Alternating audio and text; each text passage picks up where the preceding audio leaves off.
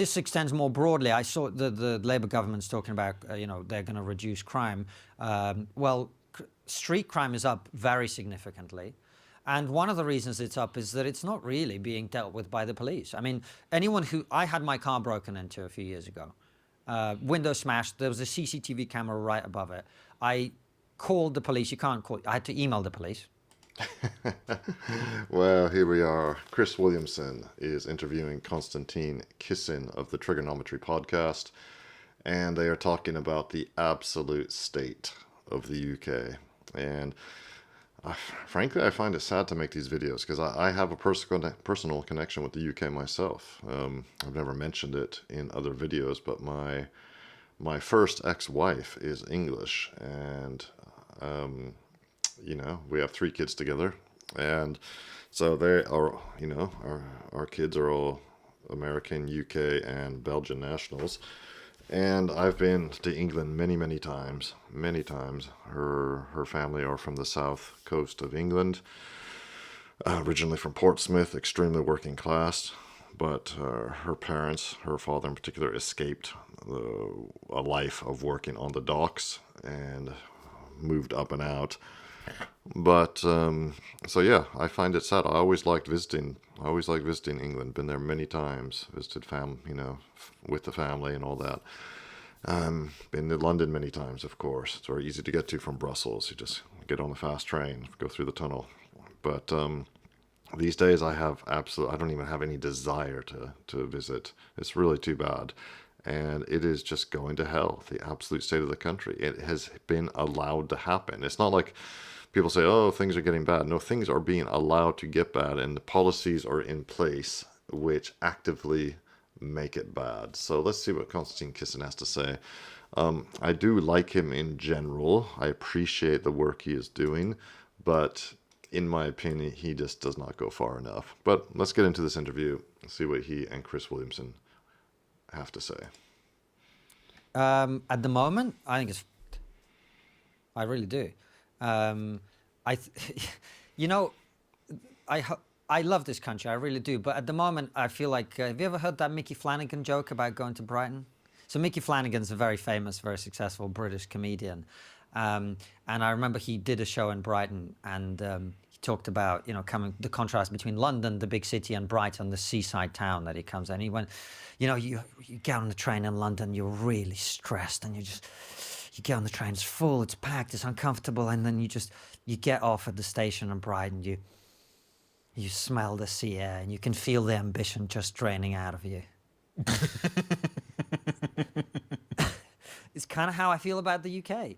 And I know that, and the reason I say that is that all the bright and talented people that I know are leaving. Anyone who can is. All the rich people are leaving. This country has lost more millionaires than any other country except China. Now, if you compare the populations, that tells you 3%. something. Right. So we're losing the people who have created the jobs, who are creating the jobs, and who are going to create the jobs. And one of the reasons is they look at the environment that we're operating in. We've talked about high energy prices, but this government has decided that the people who it needs to tax are the businesses, basically, particularly the smaller side businesses, which is where so much creativity really happens. And then there's all sorts of other things about infrastructure, housing, demographics that are going on that I don't, we talk about net immigration figures, and what no one really talks about is the fact that what we're actually doing is we're chasing out all the people who create wealth and have wealth, who pay the taxes, and we're replacing them with people coming in towards the bottom of the jobs market at best, if they're actually working at all. Yeah, at best is a very big understatement, if they're actually working at all.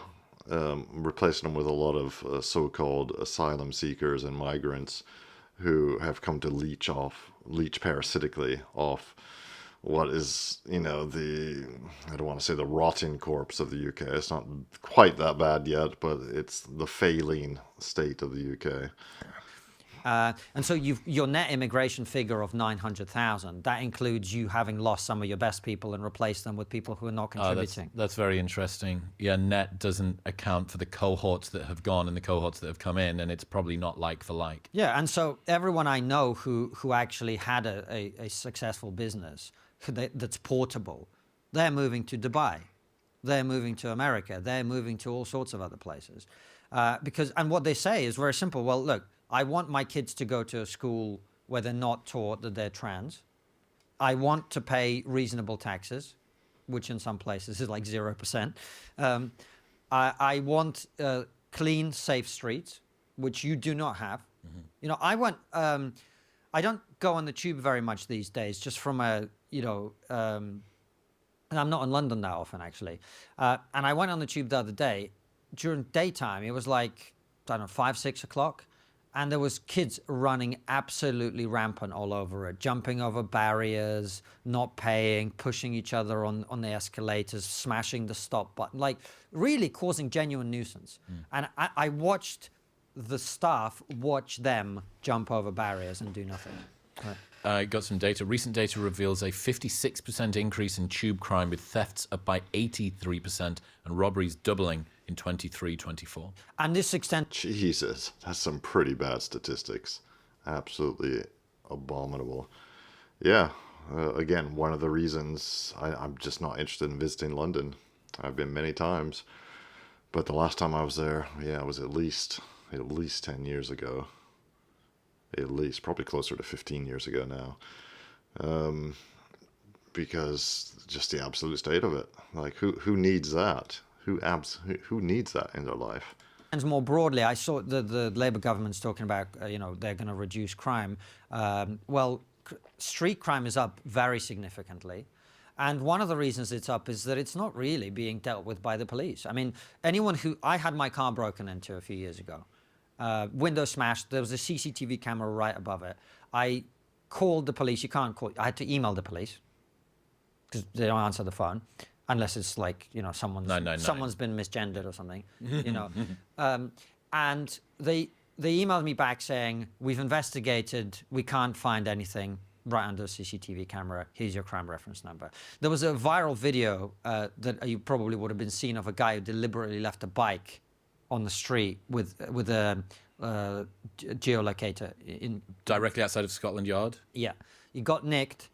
They tracked it down to the house where it was being stored. They gave the police the information. The police said, we've looked into it. Here's your crime reference number. We can't do anything. And then once the video caught sufficient fire, they got an email back from the police saying, we've reopened your case. Yes, great news. Exactly. Now, by the way, I don't want this to come across as if I'm criticizing police officers, because I know police officers and I know that a lot of them really are working very, very hard.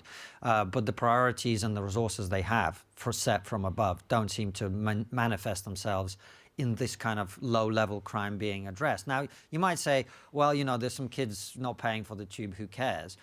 Well, actually, the Broken Windows series is entirely correct. If you are observing people engage in low-level criminal behavior, it makes people feel much less safe about the overall experience, because they know that, well, if they're not going to enforce this, well, what reason do I have to think that if my phone gets stolen? The subtext is that more serious things also won't be looked at with care. And they aren't. I know people who've left because of single incidents. I know a really wealthy guy who left the UK because he was walking out of a restaurant in Mayfair with a nice watch on his wrist and his pregnant wife. 3 guys jumped out of a van with balaclavas on, smashed him to the floor, punched him a few times, pushed his pregnant wife aside, got the watch off him, got back in their van. Police don't give a shit. No real investigation, nothing. Why? Why are these crimes in the UK? Why is this sort of social fabric disintegrating like that? I think it's partly because the economy isn't growing, and so there's not a lot of money to be put into policing. See, here we go. Here is where I think, it's a very good question. Yes, why is society degrading so much? Why is crime not being tackled? And the first answer he gives, for me, it's typical politician answer, even a leftist politician answer.